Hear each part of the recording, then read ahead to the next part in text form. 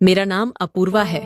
मेरी शादी एक ऐसे परिवार में हुई थी जहां मेरे पति और मेरे ससुर के अलावा और कोई नहीं रहता था। जब यह रिश्ता हमारे घर आया था तो मेरे माता पिता को बहुत अच्छा लगा था। आजकल कौन नहीं चाहता कि कम सदस्य वाले परिवार में अपनी बेटी की शादी हो, लेकिन अफसोस की बात थी कि मेरी शादी गांव में हुई थी। मैं शहर की पढ़ी लिखी लड़की थी और शहर में ही शादी करना चाहती थी।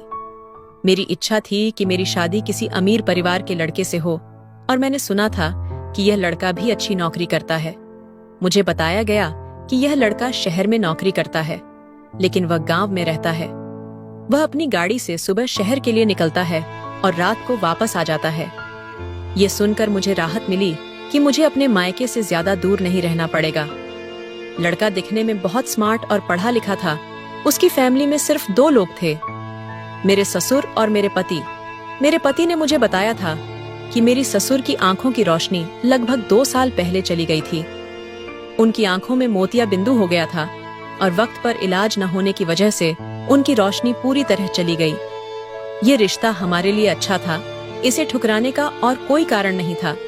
इसलिए मेरी शादी बड़ी ही सरल तरीके से हो गई। मैं अपने पति के साथ ससुराल आई। शादी के पहले दिन गांव की सभी औरतों ने मेरा अच्छे से स्वागत किया।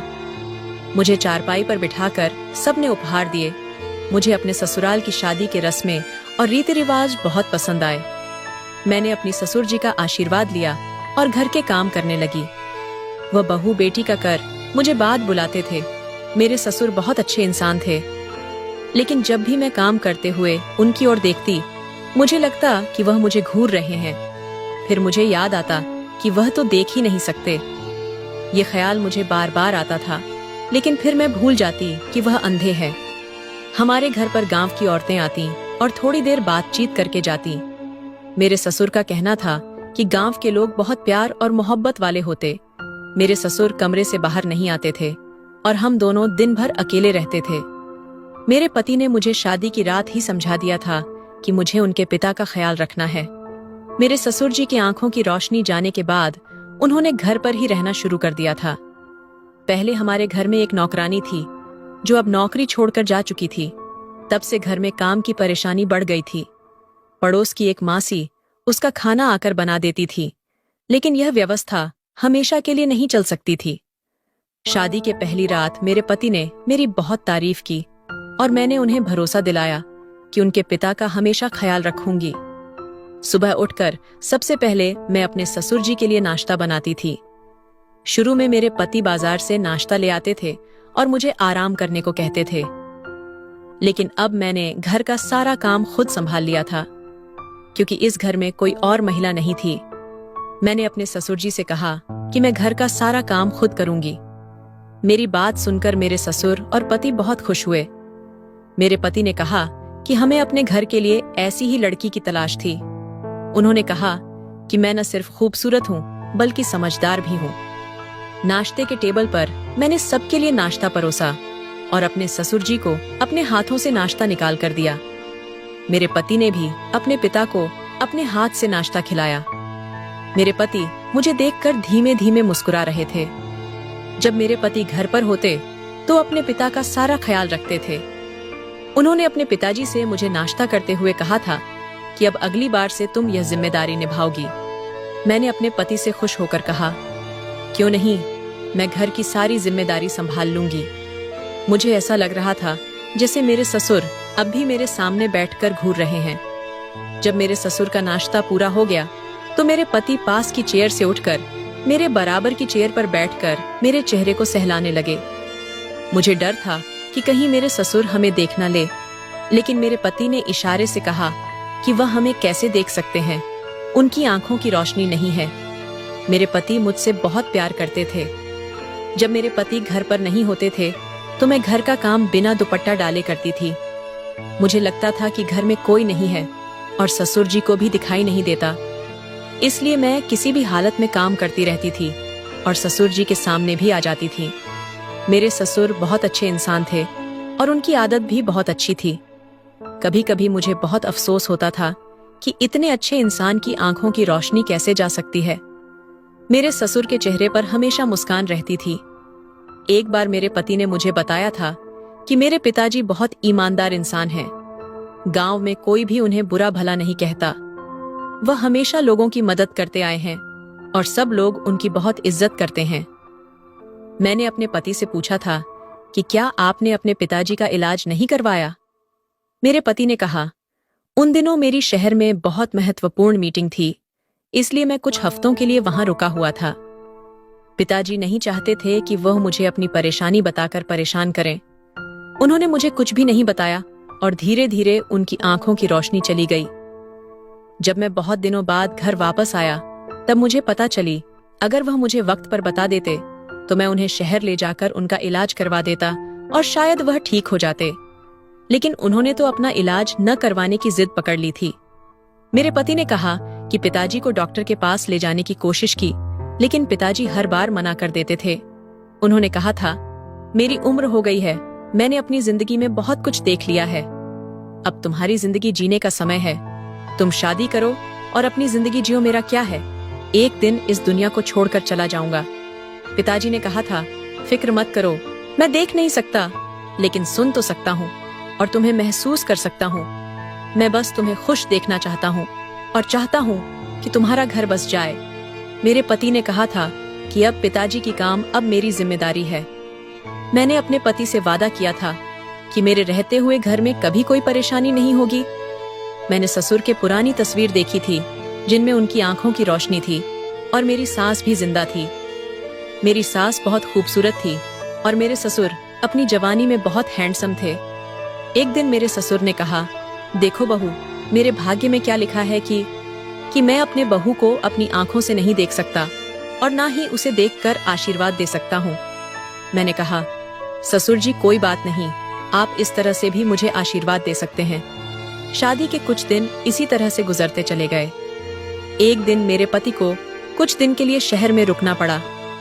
मैंने उनसे कहा कि आप मुझे मायके छोड़ दो, लेकिन मेरे पति ने कहा, मैं तुम्हें इस तरह से मायके नहीं छोड़ सकता क्योंकि यहाँ पर पिताजी हैं, उनके सिवा उनका ख्याल कौन रखेगा। मेरे पति जा चुके थे और मुझसे कहकर गए थे कि मेरे पीछे पिताजी का ख्याल रखना, उन्हें अपने हाथों से खाना खिलाना और उनके कपड़े भी बदलना। खाने तक तो ठीक था, लेकिन कपड़े बदलने की बात सुनकर मेरा दिमाग घूम गया। मैंने अपने पति से कहा कि कपड़े बदलने मुझे ठीक नहीं लग रहा। मेरे पति ने कहा, तुम्हें तो पता है पिताजी देख नहीं सकते। मान लो कि अगर तुम्हारे मायके में ऐसा हो जाता और तुम्हारे पिताजी का ख्याल रखने वाला कोई नहीं होता तो तुम अपने पिताजी का भी ख्याल रखती। मैंने कहा, आप ऐसी बातें क्यों कर रहे हो, भगवान ना करे ऐसा हो। मेरे पति ने कहा कि इसलिए तो कहता हूँ कि तुम पिताजी के सारे काम किया करो। पति के जाने के बाद मेरे ससुर जी ने मुझे आवाज लगाई, बहू बहू कहकर मुझे पुकारा। मैं भागती हुई उनके कमरे में गई। मेरे ससुर धोती और बनियन पहने खड़े थे। उन्होंने मुझसे पूछा, क्या बेटा जा चुका है? मैंने कहा, आधे घंटे पहले ही निकले हैं। उन्होंने कहा, ठीक है, लेकिन तुम मेरी शर्ट उठा दो। शर्ट बेड के किनारे पर लटकी हुई थी। मैंने उनकी शर्ट उन्हें दे दी। उन्होंने जैसे तैसे शर्ट पहन ली, लेकिन बटन उल्टे सीधे लगा रहे थे। मैंने कहा, आप छोड़ दीजिए, मैं बटन बंद कर देता हूँ। और अचानक उनका हाथ मेरी कमर पर लग गया। मैंने उन्हें शर्ट पहना दी और फिर उन्होंने कहा, बहू मेरे बाल भी बना दो। मैंने ड्रेसिंग से कंघी लेकर उनके बाल बना दिए। मेरे ससुर कहने लगे, बहू जरा मुझे अपने हाथ दो। मैंने कहा, क्यों पिताजी, क्या हुआ? वह बोले, दो तो जरा। डरते डरते मैंने उन्हें अपने हाथ पकड़ा दिए। मैं सोच रही थी कि वह मेरे हाथ क्यों पकड़ना चाहते हैं। उन्होंने मेरे दोनों हाथ अपने हाथों में थाम लिया और कहने लगे, तुम्हारा बहुत बहुत शुक्रिया, तुमने हमारे घर को बहुत अच्छी तरह से संभाल रखा है। तुम्हारी जगह शायद कोई और औरत होती, शायद तुम्हारे जैसे घर गृहस्थी नहीं संभाल पाती। मेरे ससुर जी ने मेरे हाथों को बड़ी मजबूती से थाम लिया था। मैं अपने हाथ छुड़ाने की कोशिश कर रही थी, लेकिन उन्होंने कहा, बहू अभी यहीं रहो, इतनी जल्दी जाने की क्या जरूरत है? मैं तुम्हारा शुक्रिया अदा करना चाहता हूँ। मैं तुम्हें देख नहीं सकता, लेकिन महसूस तो कर सकता हूँ। इसके बाद उन्होंने कहा, भगवान ने मुझे कोई बेटी नहीं दी। अगर मेरी बेटी होती तो शायद वह भी तुम्हारी तरह मेरी सेवा नहीं करती। शारदा की मौत के बाद मुझे बड़ा अफसोस हुआ था, क्योंकि वह मेरी हमसफर थी और बहुत ख्याल रखती थी। हमारे घर की इकलौती औरत थी, मेरे बेटे और मुझे छोड़कर चली गई थी। लेकिन उसके बाद सारी जिम्मेदारी मेरे बेटे के कंधों पर आ गई और फिर तुमने संभाल ली। मैंने कहा, आप किसी पर भी बोझ नहीं है और मुझ पर तो बिल्कुल भी नहीं। मैं आपकी बेटी की तरह हूँ, आप मुझे अपनी बेटी ही समझो। मेरी बात सुनकर वह मुस्कुरा दिए और बोले, तुम बहुत अच्छी हो और मेरा बहुत ख्याल रखती हो। लेकिन उन्होंने अभी भी मेरा हाथ मजबूती से पकड़ा हुआ था। मैंने उनसे कहा, पिताजी मेरा हाथ छोड़ दीजिए, मुझे किचन में जाकर खाना बनाना है। मेरे ससुर ने मेरा हाथ छोड़ दिया और मैं तुरंत किचन में चली गई। जैसे जैसे वक्त गुजरता गया, मेरे ससुर की हरकतें कुछ अजीब सी होने लगीं। मेरे पति लगभग 2 महीने के लिए बाहर गए हुए थे। उन्होंने कहा था कि काम का सीजन है और उन्हें वहीं रहना पड़ेगा। इस दौरान मेरे ससुर मेरे साथ बहुत ज्यादा फ्री हो गए थे। अब तो वह मुझे आवाज लगाकर कह देते कि मुझे शर्ट पहना दो, शर्ट के बटन मुझे बंद नहीं होते, या मेरे सर की मालिश करा दो और मेरे टांगे दबा दो। शादी के पहले मुझे लगा था कि मेरे ससुराल में सिर्फ मेरे पति और ससुर हैं, तो मुझे ज्यादा काम नहीं करना होगा। लेकिन मैं अपने ससुर जी की वजह से घन चक्कर बन गई थी। सारा दिन बस काम ही काम करना पड़ता था, आराम करने का मौका नहीं मिलता था। एक दिन मैं आराम करने के लिए अपने कमरे में गई थी, तभी अचानक मेरे ससुर जी के चिल्लाने की आवाज आई। वह जोर जोर से हंस रहे थे। मैं उनके कमरे में गई तो उन्होंने कहा, बहू मेरे पास बैठो, देखो मोबाइल पर कितने अच्छे जोक्स आ रहे हैं। मैंने उनसे कहा, आप सुनते रहिए, मैं आराम करने जा रही हूँ। मेरे ससुर जी ने कहा कि बहू आराम तो होता ही रहेगा, बेड पर लेट जाओ, आराम भी करती रहना और जोक भी सुनती रहना।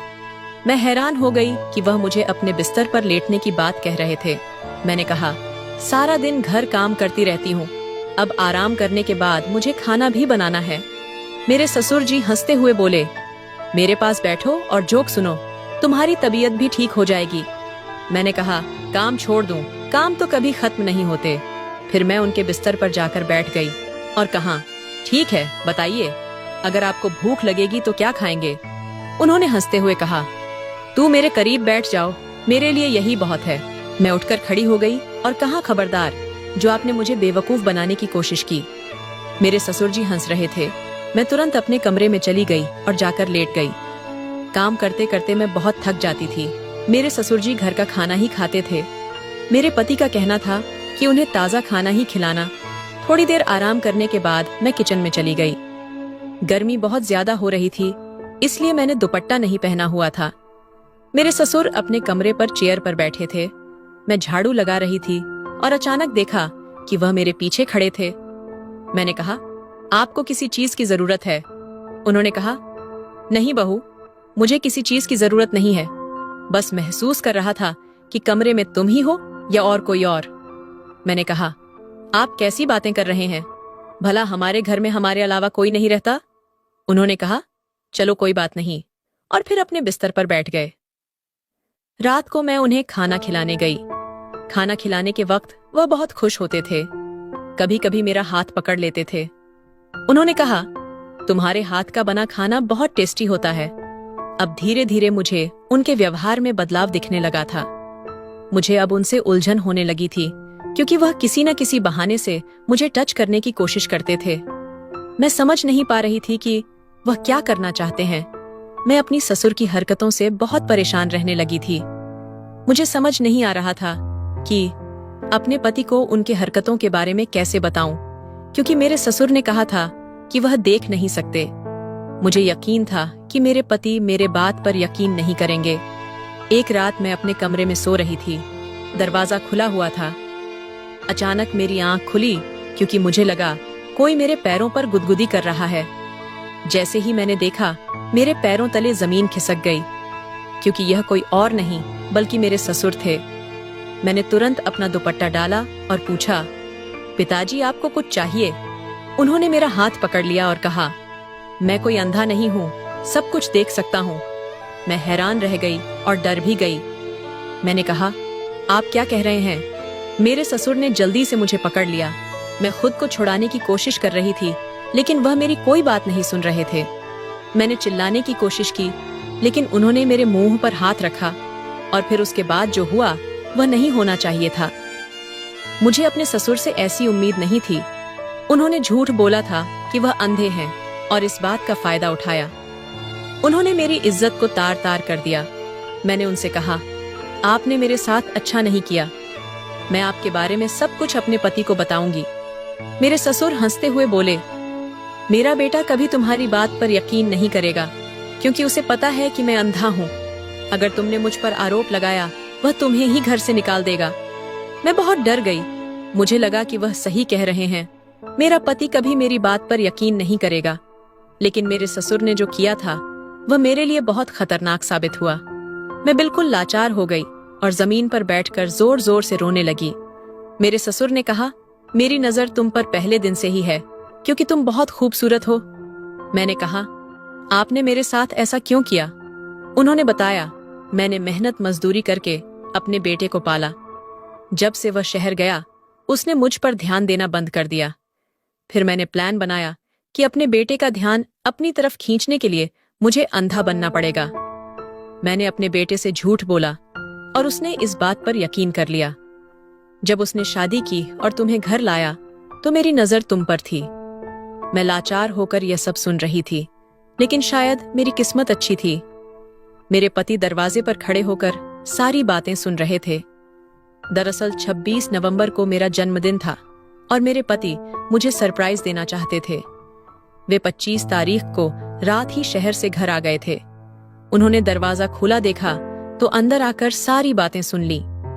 ये देखकर मेरे पति ने अपने पिता को बहुत मारा और उनसे सारे रिश्ते नाते खत्म कर दिए।